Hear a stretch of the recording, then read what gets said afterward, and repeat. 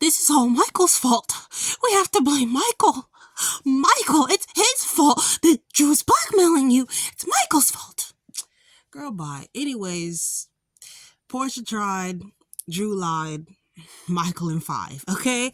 So Portia tried to tell Willow what happened. Willow was basically like, it's all Michael's fault. Michael brought us to this conclusion. It's his fault. I support Drew, whatever he does, I'm with it. See, I told you, Drew was in the living room with Willow, and he realized that she was the one who ran Sasha and the baby out of town. And I'm pretty sure he was proud of her. I told you, Drew has been underestimating this girl. She's on whatever he's on, okay? She's with all the BS. He's been underestimating her. She really will do whatever he says. And if he told her that he, told Wiley that to help the case, and he told her that he did the thing, paid the Russian, the Baden girl nurse to tell them Michael said not to come in the room, she can be like, Drew, I understood why you did this. You trying to keep me from Michael because he's a horrible person, Drew. I understand why you did this. You're the best, Drew. You're the one I trust. You're the only one that I love. You're the only one that I need.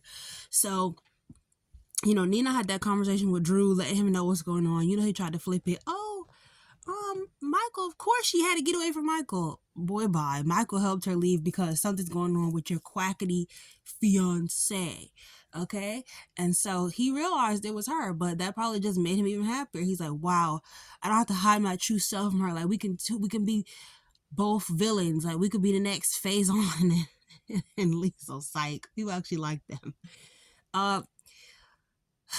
They were at the Metro Court pool, and Jason told Carly that he saw a Brit, and she was like, no, you didn't. Brit's dead. He was like, if you saw me somewhere, wouldn't you like want to know if it was me? She's like, that's different. Me and you really know each other. Like, you barely knew Brit for real. Like, what you and her had ain't nothing like what we had.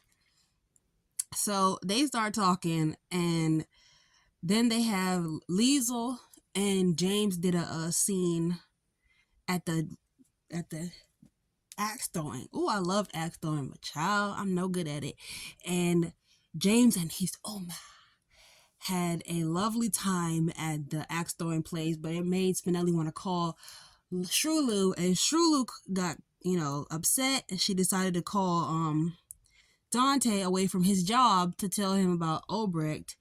And then they ended up going to the hotel and seeing Little Rock Nation talking to Obrecht again and taking a selfie, no less. Like, they was like, cheese, click, click.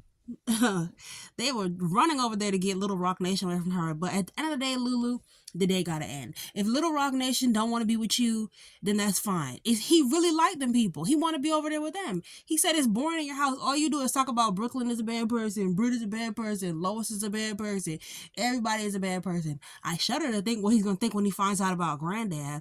You think being a grape est? You think Lucky was mad? Please. So yeah. Little Rock Nation want to be with them. There's nothing you can do about it. Your house is boring and you always look tired. Just get some sleep.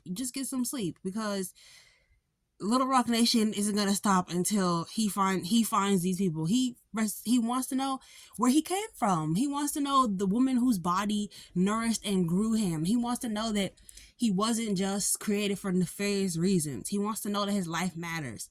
He's a teenager. He not all the way there, Shrulu. Like, you remember what you were doing when you were his age? Seducing married men and getting pregnant. You just need to be lucky that he's not you. Okay? And you know his father was doing it at his age? He was already a baby daddy and going to reform camp. Be lucky he's not y'all. Count your blessings, Shrew. So Shrulu and Bronte, aka Boring Dante, went to go check on Little Rock Nation and tell him don't talk to Liesel no more, blah, blah, blah. He's like, I don't care what y'all say, I'm still finna talk to my fake grandmother. F y'all. I can have all the grandparents I want. So he's gonna still keep talking to them, and that's just that. What else happened in this episode? Lucas got the key. He went to go find Sidwell Jr., and he found him. I personally was like, what the heck? Why would they give him a key to find Sidwell Jr.? But apparently they wanted him to find City so that he could let him out, and City could come out and basically say like nothing happened. So Sidwell Jr. came to the police station and said nothing happened. I'm fine. Everything's good. I tripped and fell in a hole. I had to climb out. And then when I came out, my phone was broken. I had no signal, but I still had my car key. So I sat in the car. I fell asleep. I woke up and I wandered through the streets until I came.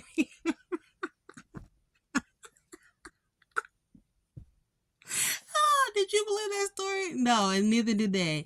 So, DA Brenda Bott dragged Sonny in the room to tell him that she was gonna give him this cookie, but she realized he's a horrible person. So now she thought they had an understanding, but now that she realized what a horrible person he is, he has to wait until at least New Year's to get this cookie. So, she also had a scene with Sidwell, who in real life is her husband, and she's very pretty, and he's Sidwell, so I'm gonna leave it at that. So must be, I'm sorry, I was gonna say must be rich in real life, but that was I should have said that. They're in love, there was chemistry between them. So yeah, so they had a scene together that might have probably like really been one of their first real scenes together that I recall. Quite possibly not, but that I recall. Carly and Lucas had an awkward conversation where she was basically like, "Oh boy, you don't get it. If you was in this life right now, you would have been clapped up because you acting like this. You really need to stop." But then when she went to Jason, she basically said she understood where he was coming from. What else happened? Let's see. Oh, Marco came back to the room and took a shower with his dusty self, and it seemed like he was gone for weeks, but apparently it was 24 hours. And he went to go take a shower, and him and Lucas hit the sheets or whatever. Then I'm checking like the little script. Oh, Portia told Nina that Willow is way further gone than any of them had ever expected, and if you ever want to see your daughter again, you got to do something about it because she needs professional help. She needs more help than we can give her in the hospital. She needs Jesus at this point. So, when y'all take her for the wedding, just baptize her and then put her in Shady Brook because there's nothing that can be done for this girl. So basically that was the entire episode. We got to see Spinelli. We haven't seen him in a long time. What else happened? Yeah, we got to see Spinelli. We haven't seen him in a long time. Oma got a scene with James. We love that for her. I love Obrecht. I love Obrecht. Yeah, I think that was basically the whole episode. Everything that happened. Tomorrow, Trina and Kai are going to be on, and hopefully she becomes a face of deception. I'm going to share more thoughts tomorrow. Oh, one thing, when Lucas went to go find Sidwell Jr. in that room, I thought for sure somebody was going to slam the door and lock the two of them in there and say, that's what you get for going to the police.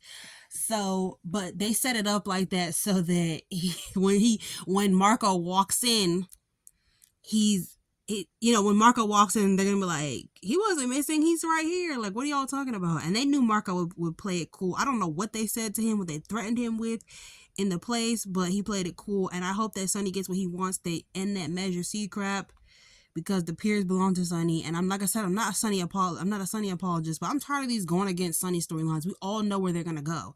They're gonna end up where they end up.